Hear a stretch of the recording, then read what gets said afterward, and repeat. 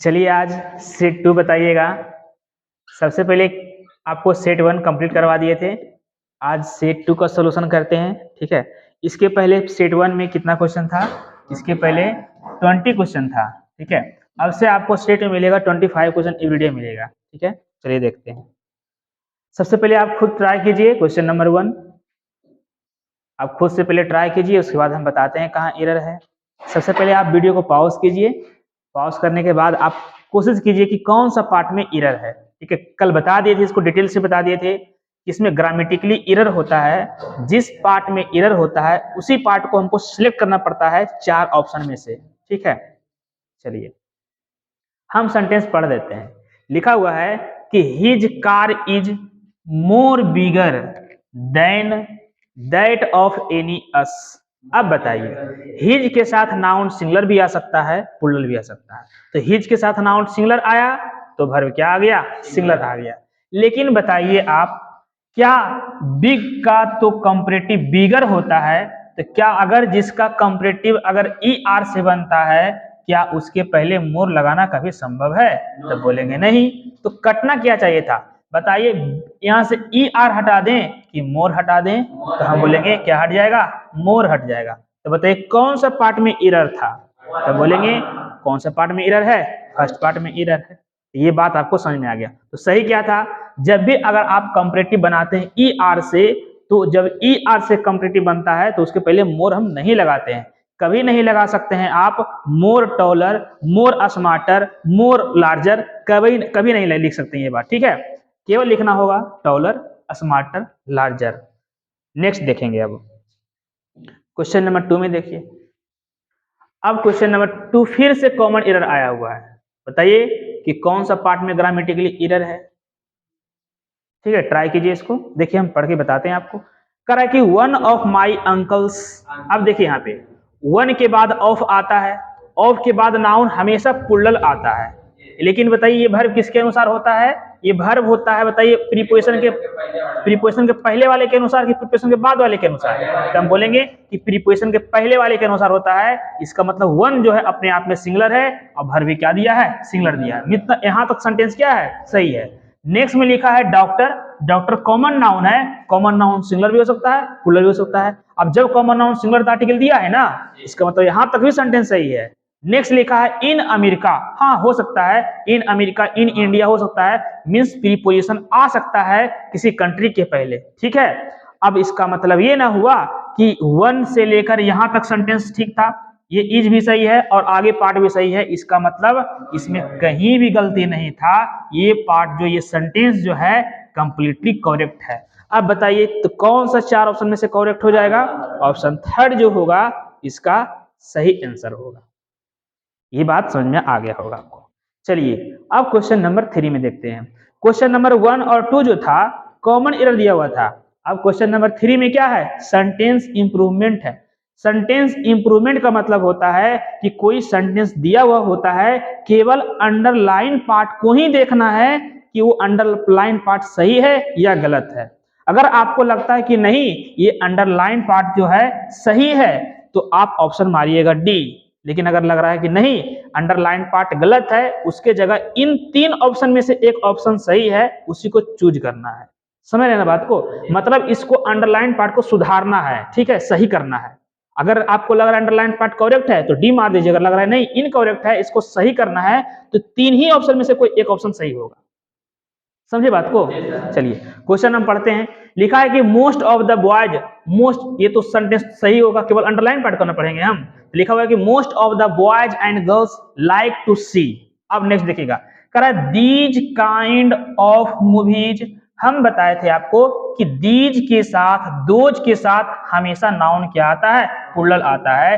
These pens, those books, these girls, those girls, इसका मतलब these के साथ नाउन क्या आता है? हमेशा प्लूरल फॉर्म में आता है। अब देखेंगे कि इसका मतलब अंडरलाइन पार्ट क्या हो गया? गलत हो गया। जब अंडरलाइन पार्ट गलत हो गया तो कौन सा ऑप्शन नहीं हो सकता है? ऑप्शन डी नहीं होगा। इसमें लिख रहा है नो करेक्शन रिक्वायर्ड। क्या ये सुधारने की जरूरत नहीं है? सुधारना है हमको, इसमें गलती है। अब दिस काइंड्स लिखा है, दिस के साथ तो नाउन सिंगुलर आता है, ये भी गलत हो गया। नेक्स्ट में लिखा है दिस काइंड इन लगा दिया। अगर इन के जगह अगर ऑफ लगाता ना तो सही हो जाता, तो इन लगा दिया। अब जैसा रहेगा उसी के बारे में सोचेंगे हम। ये गलती कर दिया, ये भी पार्ट गलती कर दिया। फिर लिखा है दीज काइंड्स ऑफ मूवीज, अब दीज के साथ नाउन लगा दिया, प्लूरल लगा दिया, इसका मतलब ये सेंटेंस क्या था, करेक्ट था। तो ये अंडरलाइन पार्ट गलत था, इसका सही पार्ट जो होगा ऑप्शन कौन सा हो जाएगा, थर्ड हो जाएगा। समझ में आ गया इतना बात तक? चलिए क्वेश्चन नंबर 4 देखेंगे। फिर देखिए सेंटेंस इंप्रूवमेंट दिया हुआ है, सेंटेंस को सुधारना है। केवल अंडरलाइन पार्ट को ही देखना है कि ये सही है, अगर सही है तो ऑप्शन 4 मार दीजिए। अगर लग रहा है कि नहीं गलत है, ये 3 ऑप्शन में से कोई एक ऑप्शन सही है, तो चूज कीजिए कौन ऑप्शन सही है। क्वेश्चन कर रहा है कि everything depend on them coming on time, कहाँ गलती है बताइए। देखिए हम बताते हैं कहाँ गलती है। देखिए एवरीथिंग, अगर किसी शब्द का अंत अगर थिंग से हो रहा हो, समथिंग, एवरीथिंग, नथिंग, तो अपने आप में हमेशा क्या होता है, सिंगुलर होता है। जब ये अपने आप में सिंगुलर है तो वर्ब भी तो सिंगुलर होना चाहिए। अब इसका मतलब कि ऑप्शन डी तो होगा नहीं, क्योंकि अंडरलाइन पार्ट गलत ना है, ऑप्शन 4 खत्म हो गया। जैसे ही ये अंडरलाइन पार्ट गलत हुआ ऑप्शन 4 खत्म हो गया। समझ में आया? अब इसका मतलब सुधारने की जरूरत है। अब देखेंगे डिपेंड्स किस में लिखा हुआ है, तो देख रहे हैं कि सेकेंड में नहीं लिखा हुआ है, मतलब ये भी ऑप्शन कट गया। फिर देख रहे हैं कि नहीं फर्स्ट और थर्ड में डिपेंड्स दोनों में लिखा हुआ है। फिर आगे और देखेंगे सेंटेंस में कि आगे सही किया कि नहीं। ऑन देम कमिंग लिखा है। अब हम बताएं आपको कि जब भी अगर आपको बिफोर दिखे और बिफोर के बीच में अगर बिफोर के पहले अगर आना चाहे कोई पोसेसिव फॉर्म, तो हमेशा किस में आता है, पोसेसिव फॉर्म में आता है। देखिए कभी जब भी अगर आपको बिफोर दिखे, बिफोर के पहले हमेशा कौन सा केस में रहता है, पोसेसिव केस में रहता है। जैसे में देखिए बताइए, आप बोलते हैं माई बैटिंग, तो बैटिंग लगा हुआ है ना, क्या बोलते हैं, माई लगाते हैं। माई रनिंग, तो रनिंग के पहले क्या लगा रहे हैं, माई लगा रहे हैं। इसका मतलब होना चाहिए देम कमिंग नहीं होना चाहिए, देयर कमिंग होना चाहिए, उनके आगमन बता रहा है। ठीक है, तो गलती क्या किया था वहां पे, केवल यहां पर देम के जगह अगर लगा देता ना, देयर लगा देता, तो सेंटेंस क्या हो जाता, सही हो जाता। क्योंकि बिफोर के पहले हमेशा कौन सा केस में रहता है, पोसेसिव केस में रहता है। माई रहेगा, हिज रहेगा, हर रहेगा, देयर रहेगा, ऐसे रहता है। समझ में आया ना? चलिए तो ऑप्शन कौन सा हो जाएगा, ऑप्शन थर्ड वाला हो जाएगा। इसमें तो देम लगा हुआ है, ये गलती हो गया, तो ऑप्शन थर्ड क्या हो गया, करेक्ट हो गया। क्वेश्चन नंबर 4 तक कहीं प्रॉब्लम है? चलिए तो 4 क्वेश्चनों को समझ में आ गया होगा। नेक्स्ट देखिएगा, नेक्स्ट में लिखा हुआ है select the option that express the given sentence in passive voice. आपका ये सेंटेंस दिया हुआ है एक्टिव में, आपको ये 4 ऑप्शन दिया है कि बताओ इस सेंटेंस का पैसिव कौन सा पार्ट होगा। ठीक है, अब पैसिव में तो आपको याद होगा कि सब्जेक्ट को ऑब्जेक्ट में कन्वर्ट करते हैं, ऑब्जेक्ट को सब्जेक्ट में कन्वर्ट करते हैं, और जैसा वर्ब होता है अपना यूज करते हैं हम। अब देखेंगे सेंटेंस, पहले पढ़ेंगे कि सेंटेंस कौन सा टेंस से संबंधित है। लिखा है कि people speak English all over the world. People subject हो गया, स्पीक वर्ब हो गया, ऑब्जेक्ट इंग्लिश हो गया। ठीक है, बाकी वाले बात को बाद में सोचना है, पहले हम सब्जेक्ट वर्ब ऑब्जेक्ट को देखना होता है। ठीक है, अब देख रहे हैं कि स्पीक जो है प्रेजेंट इंडिफिनिट में है। जब प्रेजेंट इंडिफिनिट में होगा इसका मतलब है कि इज एम आर आना चाहिए। अब जब इज एम आर आएगा तो बताइए इसमें बाज वेयर वाला कभी होगा, इसका मतलब बी भी कट गया और सी भी कट गया। अब देखेंगे इज होगा कि आर होगा, वो देखेंगे। अब सबसे पहले इंग्लिश को बनाएंगे सब्जेक्ट, तो इंग्लिश सब्जेक्ट बना हुआ ए में भी और डी में भी। अब देखेंगे V3 आना चाहिए, V3 इसमें भी है और V3 इसमें भी। लेकिन बताइए डायरेक्ट लगा बाय पीपुल लगा दिया। अब बताइए ऑल ओवर तो मेन छोड़ दिया, वो तो गलती किया ना, इसका मतलब ये सेंटेंस क्या हो गया, गलती हो गया। इसमें लिख दिया ऑल ओवर द वर्ल्ड लिखा है। अब आप सोच रहे हो कि बाय पीपुल क्यों नहीं लिखा इसके। अगर आपको सुनिए, अगर यहाँ पर बाय लगा देता ना तब आप पीपुल लिख सकते थे, क्योंकि जब आप सब्जेक्ट को ऑब्जेक्ट में बदलते हैं ना तो आपके मर्जी के अनुसार होता है। आप लगा रख भी सकते हैं सेंटेंस में और नहीं भी रह सकते हैं, लेकिन जो आपके वर्ब के बाद वाला जो हिस्सा होता है उसको कंपलसरी होता है कि उसको रहना ही रहना है। समझ में आया क्या बोले हम जो, इसीलिए ऑप्शन फर्स्ट कट गया और ऑप्शन फोर्थ क्या हो गया, सही हो गया।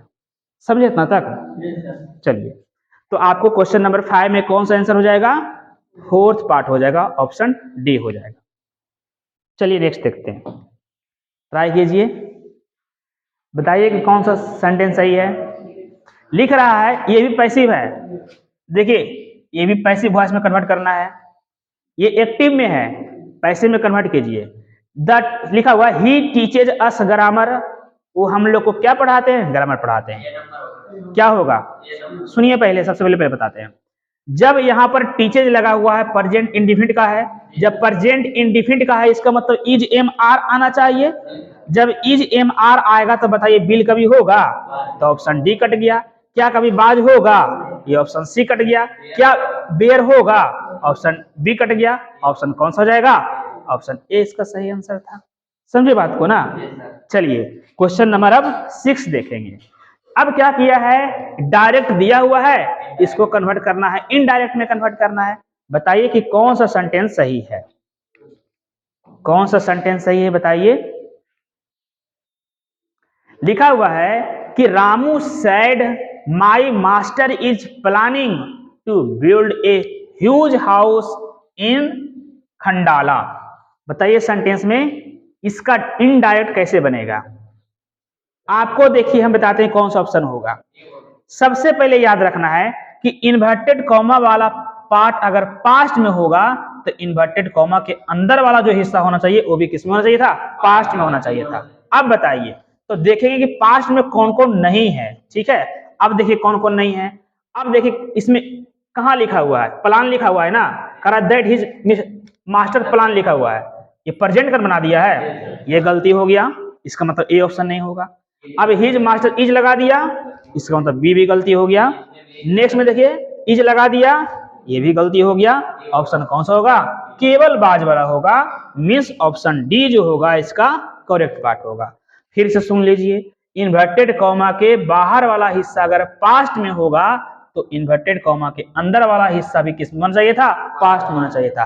पहले ये डिसाइड करेंगे, अगर ये से अगर क्वेश्चन अगर सिलेक्ट हो जाता है तो ठीक है, अगर इतना से क्वेश्चन सिलेक्ट नहीं होगा तब हम देखेंगे प्रोनाउन कैसा लगाया है। सुनाया क्या बोले हम, सबसे पहले वर्ब देखते हैं उसके बाद प्रोनाउन देखते हैं हम। चलिए तो क्वेश्चन नंबर 7 आपको समझ में आ गया होगा। अब क्वेश्चन नंबर 8 बताइएगा। लिखा है इसको भी डायरेक्ट में दिया हुआ है, इनडायरेक्ट में कन्वर्ट करना है। Mini said to me I have bought this flat for my mother. बताइए कहाँ गलती है। अब देखिए सबसे पहले बताते हैं आपको, हम जस्ट बताए हैं, एक चीज बताए हैं कि अगर ये वाला बात अगर पास्ट में होगा तो ये वाला बात किस में होना चाहिए था, पास्ट में होना चाहिए था। लेकिन उसके पहले भी हम देख सकते हैं क्या, इसमें ऑब्जेक्ट दिया हुआ है। जब आपको इसके तुरंत बाद अगर ऑब्जेक्ट दे देगा तो ये सैड किस में बदल जाता है, टोल्ड में, से बदल जाएगा टेल में, और सेज बदल जाएगा टेल्स में। अब देखेंगे कि पहले टोल्ड टोल्ड किस में दिया है, उसके बाद उधर सोचेंगे हम। अब देखिए टोल्ड दिया है, सही है, सैड लगा दिया, ऑप्शन बी खत्म हो गया, सैड लगा दिया, ऑप्शन सी खत्म हो गया। अब टोल्ड मी लिखा है और टोल्ड के साथ तो मी लगा ही, यहाँ पर लगाया ही नहीं, लगाया है नहीं, लगाया है, ऑब्जेक्ट नहीं दिया यहाँ पे। देखिए ऑप्शन कौन खत्म हो गया, ए। ऑप्शन कौन सा जाएगा, डी होगा। अगर इससे अगर सिलेक्ट हो जाता है तो फिर आगे नहीं देखेंगे, अगर इससे सिलेक्ट नहीं होता है तो फिर वर्ब देखेंगे, अगर वर्ब से भी सिलेक्ट हो जाता है तो फिर प्रोनाउन देखेंगे। 3 चीज याद रखना है, समझे बात को ना। चलिए क्वेश्चन नंबर अब नेक्स्ट देखेंगे, क्वेश्चन नंबर 9 कह रहा है कि select the most appropriate option to fill in the blanks. Fill in the blanks भरना है, ठीक है। सेंटेंस जो है आपको मिसिंग दे दिया है एक शब्द को, अब उसी मिसिंग शब्द को 4 ऑप्शन दिया है, बोला कि बताइए कि कौन सा यहाँ पर ऑप्शन सही होगा और सेंटेंस मीनिंगफुल हो जाएगा। क्या होगा देखिए, चलते हैं क्या होगा देखते हैं। कह रहा every student passed examination at the first attempt. हम बताए थे कि इच, ईदर, नीदर, एवरीवन अपने तुरंत बाद नाउन क्या आता है, सिंगुलर आता है। और जब सिंगुलर आएगा मतलब ये सब्जेक्ट क्या हो गया, सिंगुलर हो गया। जब सिंगुलर हो गया तो बताइए पोसेसिव फॉर्म में तो सिंगुलर होगा।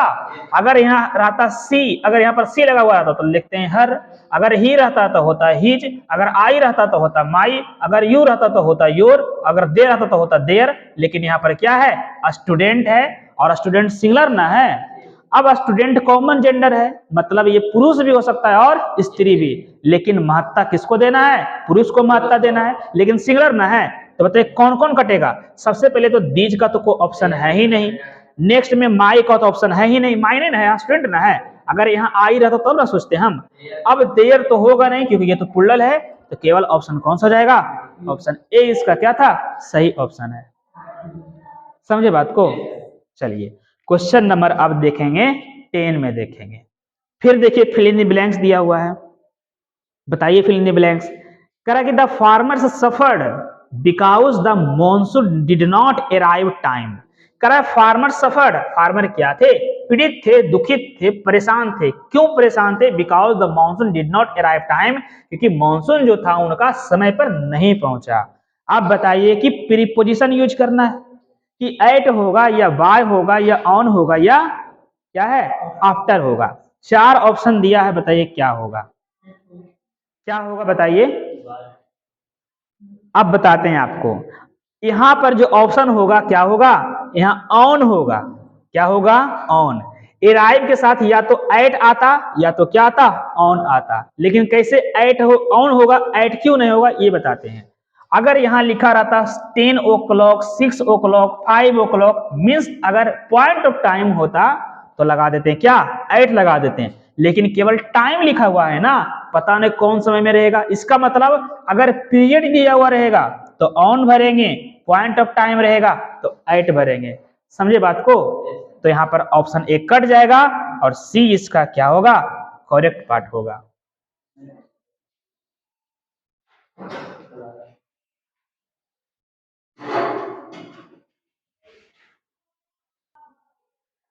चलिए क्वेश्चन नंबर अब 11 में चलते हैं।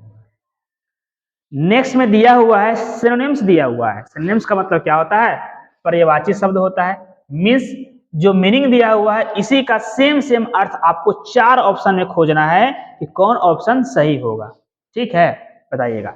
देखिए बता देते हैं ऑप्शन फर्स्ट में कहता है कि पेस्टर का मतलब होता है परेशान करना। क्या करना, परेशान करना, चिंतित या परेशान बोलते हैं। बताइए चिंतित परेशान का कौन कौन मीनिंग होगा। चार ऑप्शन दिया है, देखिए बताते हैं आपको।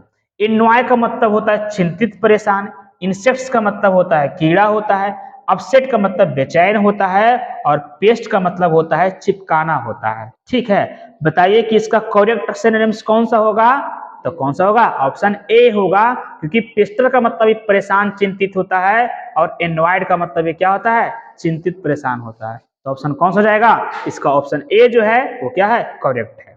समझ में आ गया होगा बात। नेक्स्ट देखिएगा, करे लेथल। लेथल का मतलब क्या होता है, इसमें फिर पूछा है, सिनोनिम्स पूछा है। लेथल का मतलब होता है घातक। क्या होता है लेथल का मतलब, घातक होता है। अब देखेंगे कि घातक का मीनिंग कौन दिया है चार ऑप्शन में। देखिए अस्मुथ का मतलब होता है चीखना, डेडली का मतलब होता है घातक, स्लगिश का मतलब होता है सुस्त जिसको बोलते हैं धीमा बोलते हैं, और अनलॉफुल का मतलब होता है गैर कानूनी बोलते हैं। तो क्या गैर कानूनी होगा या सुस्त होगा या चीखना होगा, नहीं, केवल कौन सा होगा, डेडली हो जाएगा। डेडली का मतलब होता है घातक होता है, मीन्स इसका कौन सा ऑप्शन सही है, ऑप्शन बी इसका करेक्ट हो जाएगा। समझे ना। चलिए अब नेक्स्ट देखेंगे। अब क्वेश्चन नंबर 13 में देखिएगा।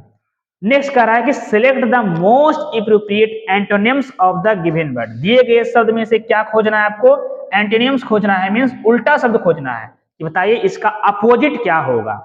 देखिए देखते हैं। कैंडिड का मतलब होता है अस्पष्ट। कैंडिड का मतलब क्या होता है, स्पष्ट। वैग्यू का मतलब होता है अस्पष्ट। र्यूड का मतलब होता है अशिष्ट बोलते हैं, भद्दा बोलते हैं। और कनिंग का मतलब होता है चालाक होता है। और डिसेप्टिव का मतलब होता है धोखेबाज। तो क्या बताइए कि कैंडिड मतलब स्पष्ट होता है, तो स्पष्ट का उल्टा क्या धोखेबाज होगा या चालाक होगा या अशिष्ट होगा कि अस्पष्ट होगा। ऑप्शन कौन सा होगा, वैग्यू हो जाएगा।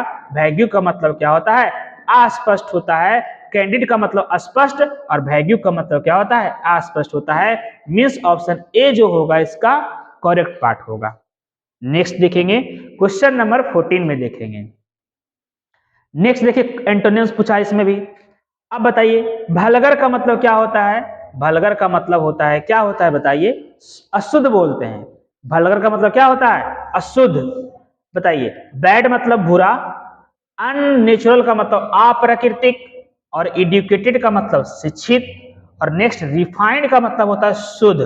बताइए कि अशुद्ध का मीनिंग क्या गंदा होगा या क्या अप्राकृतिक होगा, क्या शिक्षित होगा कि शुद्ध होगा? ऑप्शन कौन सा होगा? रिफाइंड होगा। इसका मतलब ऑप्शन डी जो होगा क्या होगा? करेक्ट हो जाएगा। समझे ना बात को? चलिए, तो 14 तक आप बता रहे होंगे। अब नेक्स्ट बताएंगे क्वेश्चन नंबर 14 में। देखिएगा क्वेश्चन नंबर 14 में पूछ रहा है वन वर्ड पूछ रहा है, वन वर्ड सब्स्टिट्यूशन पूछ रहा है। ठीक है, अनेक शब्दों का एक शब्द लिखा हुआ है। In these questions out of the 4 alternatives choose the one which can be substitute for the given words. एक सेंटेंस में आपको क्या करना है? चूज करना है, वन वर्ड सब्स्टिट्यूट को चूज करना है, मतलब अनेक शब्दों का एक शब्द। सेंटेंस लंबा है, इसको एक अर्थ में जवाब देना है। कह रहा है कि मर्डर ऑफ ए मैन, बताइए किसी व्यक्ति को जब हम हत्या कर देते हैं तो क्या कहलाएगा एक शब्द में? बताइए क्या कहलाएगा? बताइए जेनोसाइड कहलाता है क्या? जेनोसाइड मतलब होता है जाति संहार, जब कोई कास्ट को हम मार देते हैं। होमिसाइड का मतलब होता है मानव संहार होता है, जब हम आदमी को मारते हैं। और फ्रेट्रिसाइड का मतलब होता है जब हम किसी को भाई को मार देते हैं। और रेजिसाइड का मतलब होता है जब हम राजा को मारते हैं। क्या मर्डर ऑफ ए मैन बोल रहा है? क्या जेनोसाइड होगा? क्या फ्रेट्रिसाइड होगा? क्या रेजिसाइड होगा? नहीं, कौन सा होगा? होमिसाइड होगा। ह्यूमैन मतलब मानव होता है, एच से स्टार्ट होता है, मींस ऑप्शन कौन सा हो जाएगा? बी जो होगा इसका करेक्ट पार्ट होगा। क्वेश्चन नंबर 15 भी समझ में आ गया होगा। चलिए क्वेश्चन नंबर अब 16 देखते हैं। क्वेश्चन नंबर 16 में फिर देखिए, फिर पूछा है, इसमें भी फिर पूछ रहा है, वन वर्ड पूछ रहा है। ठीक है, वन वर्ड सब्स्टिट्यूशन का मतलब क्या होता है? अनेक शब्दों का एक शब्द। सेंटेंस लंबा है, अर्थ देना है आपको एक शब्द में। करा a building in which aircraft are housed. करा कि वैसा बिल्डिंग जिसमें एयरक्राफ्ट जहाज जो होते हैं, एरोप्लेन जो होते हैं, क्या किए जाते हैं? हाउस्ड मतलब रखे जाते हैं। बताइए कि जहां जहाज रखा जाता है उस जगह को हम क्या बोलते हैं? अब देखेंगे 4 ऑप्शन में से कौन सा ऑप्शन इसका सही होगा। ऑप्शन फर्स्ट में दिया है ग्रेनरी दिया है। ग्रेनरी बोलते हैं जहां अनाज रखते हैं, जहां हम अनाज रखते हैं उस भंडारा को हम क्या बोलते हैं? ग्रेनरी बोलते हैं। और नेक्स्ट में हैंगर दिया हुआ है, जहां हम एयरक्राफ्ट को रखते हैं, जहां हम जहाज को रखते हैं ना, उसको हम क्या बोलते हैं? हैंगर बोलते हैं। और गैरेज कहाँ बोलते हैं? गैरेज जब देखते होंगे आप, व्हीकल्स को रखते हैं, कार मोटर को रखते हैं, मोटरसाइकिल को रखते हैं, उसको क्या बोलते हैं? गैरेज बोलते हैं। और डॉकयार्ड किसको बोलते हैं? जहां शिप को रखते हैं, पानी वाला जहाज जो होता है ना, तो जब पानी वाला जहाज रखा जाता है उसको डॉकयार्ड बोलेंगे। और जहां अनाज रखा जाता है उसको हम क्या बोलेंगे? जहां अनाज रखा जाता है वहां क्या बोलेंगे हम? इसको क्या बोलेंगे? ग्रेनरी बोलेंगे। और जहां जहां एयरक्राफ्ट को रखा जाएगा उसको क्या बोलेंगे हम? हैंगर बोलेंगे। और बताइए कि जहां व्हीकल्स को रखा जाएगा, कार मोटर को रखा जाएगा, उसको क्या बोलेंगे? गैरेज। तो बताइए कि एयरक्राफ्ट के लिए कौन सा ऑप्शन होगा? ऑप्शन बी जो होगा इसका करेक्ट पार्ट होगा। समझे बात को?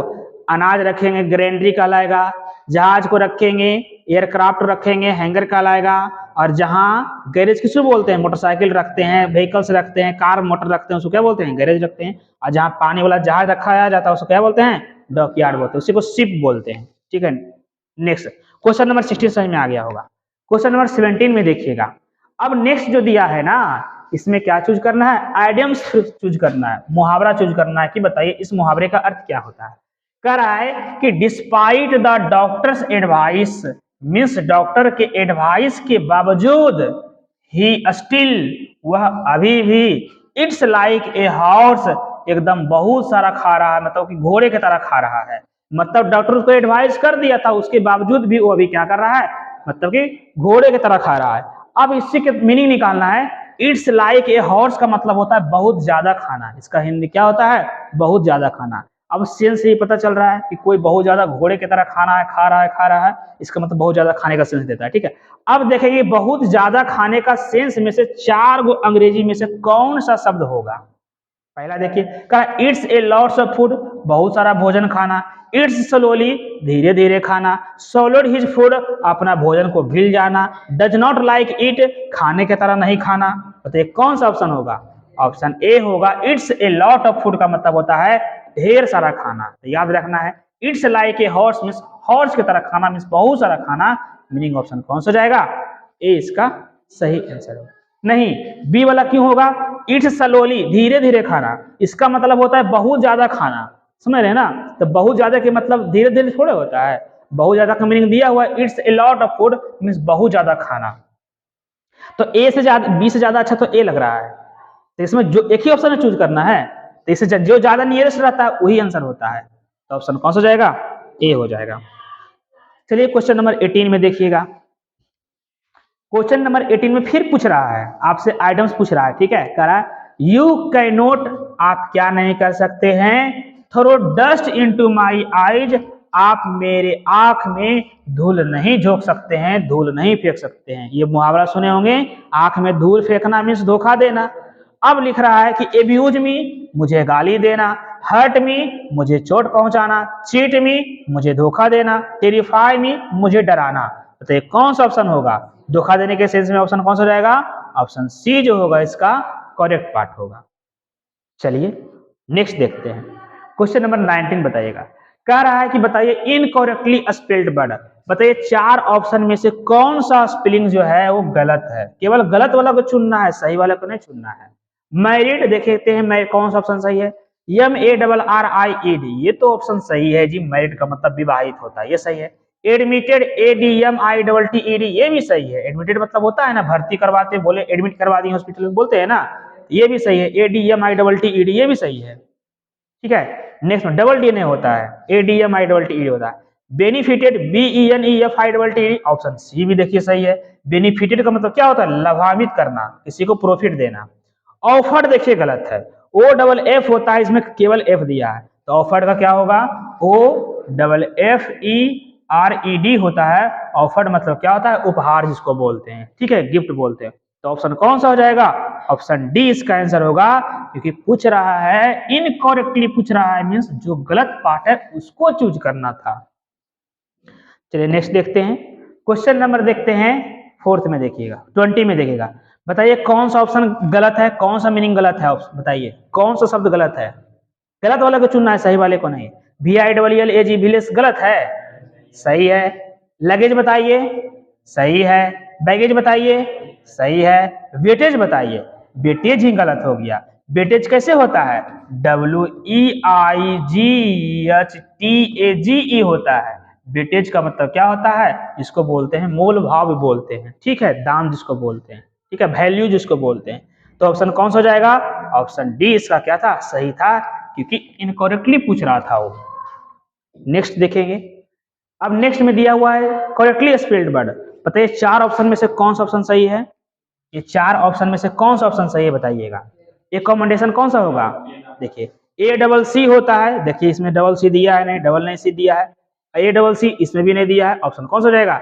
ACCOMMODATI होता है। एकॉमोडेशन का मतलब होता है लॉजिंग होता है, निवास स्थान बोलते हैं। ऑप्शन इसका कौन सही था? ए सही था। नेक्स्ट बताइए रिकमेंडेशन कौन सा होगा? रिकमेंडेशन का मतलब क्या होता है? सिफारिश करना, अनुरोध करना, ठीक है। नेक्स्ट देखिए RECOMM होना चाहिए। RECOMM किसमें नहीं दिया है? इसमें नहीं दिया है। RECOMM इसमें नहीं दिया है। उसके बाद RECOMMEN होना चाहिए, EN होना चाहिए, ए नहीं होना चाहिए, ये गलती हो गया। ऑप्शन कौन सा जाएगा? सी होगा। रिकमेंडेशन का मतलब क्या होता है? सिफारिश करना, अनुरोध करना, मीन्स ऑप्शन कौन सा जाएगा? सी जो था इसका करेक्ट पार्ट था। समझे बात यहां तक? बस 23 हो गया, 3 क्वेश्चन और बचा हुआ है, देखिएगा। Choose from the 5 alternatives the one having the correct order of the words. कह रहा है ना कि कोई सेंटेंस है, उस सेंटेंस को डिवाइड कर दिया है 5 हिस्सा में, 6 हिस्सा में।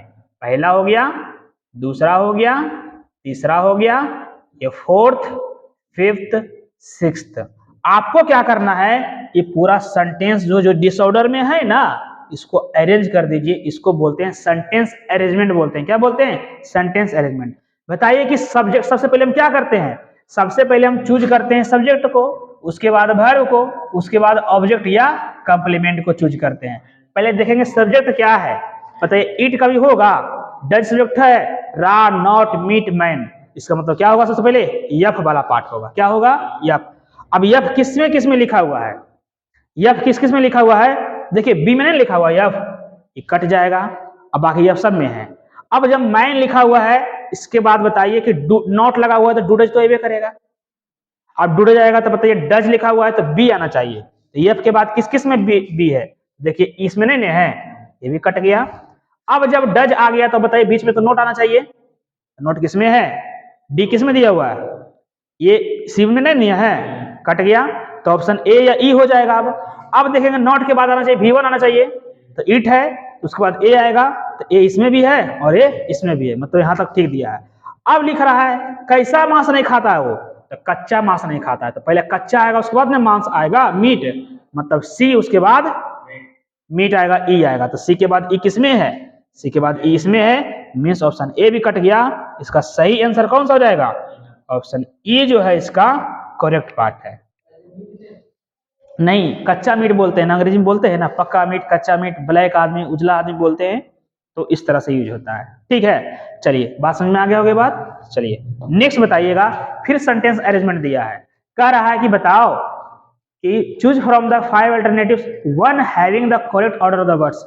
इस सेंटेंस को अरेंज करना है, अभी जस्ट बताए हैं, देखिए क्या क्या सेंटेंस में लिखा हुआ बोल देते हैं। लिखा है by an emperor named Shahjahan, Q में दिया है the Taj Mahal is a, R में दिया है in memory of his wife Mumtaz Mahal, Mumtaz महल लिखा हुआ है।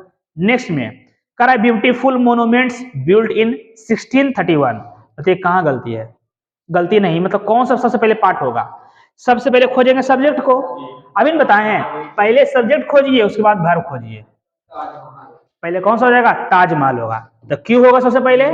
अब देखिए क्यू किस किस में है, तो क्यू सी में नहीं है, अब उसके बाद इज लगा हुआ है, ठीक है। अब बताइए ए लगा हुआ है, मतलब नाउन आना चाहिए क्या, बाय के पहले ए आएगा क्या, बताइए इन के पहले ए आएगा, नहीं आएगा, तो केवल किसके पहले आएगा, ब्यूटीफुल के पहले आएगा, तब पहले यस हो जाएगा, तो क्यू के बाद यस किस किस में दिया हुआ है, तो ई में दिया हुआ है, ई कट जाएगा, समझ रहे हैं ना। अब नेक्स्ट देखेंगे क्या लिखा हुआ है, कह रहा है कि ब्यूटीफुल मोन्यूमेंट बिल्ड इन इतना में बना है, लेकिन किसके द्वारा बना है, तो an emperor named Shahjahan in the memory, इसका मतलब उसके बाद क्या आना चाहिए, पी आना चाहिए। अब ई वाला बना है तो किसी के द्वारा बना होगा, ठीक है, तो कौन सा आ जाएगा, पी आएगा, पी किसमें दिया हुआ है, तो ऑप्शन डी में है, ये भी कट गया, तो ऑप्शन डी जो होगा इससे क्या होगा, सही आंसर होगा। समझे बात को ना, चलिए आपको समझ में आ गया। अब ये वाला जो 25 हम दे रहे हैं ना, ये आपको कल खुद से करके आना है, क्या क्या बोले, दिक्कत नहीं ना हुआ, तो है ना। अब 25 वाला क्या करना है ना, ये वाला बात कल बना के आइए, खुद बना के आइएगा, हम 24 ही कराएंगे, एक छोड़ देंगे आपके लिए, कल ये वाला आप देख के आइएगा, बना के आइएगा, कल ये बात हम फिर बताएंगे 25 वाला क्वेश्चन, ठीक है। चलिए आपको कल फिर वीडियो मिल जाएगा, आपको 3 का सेट 3 मिल जाएगा।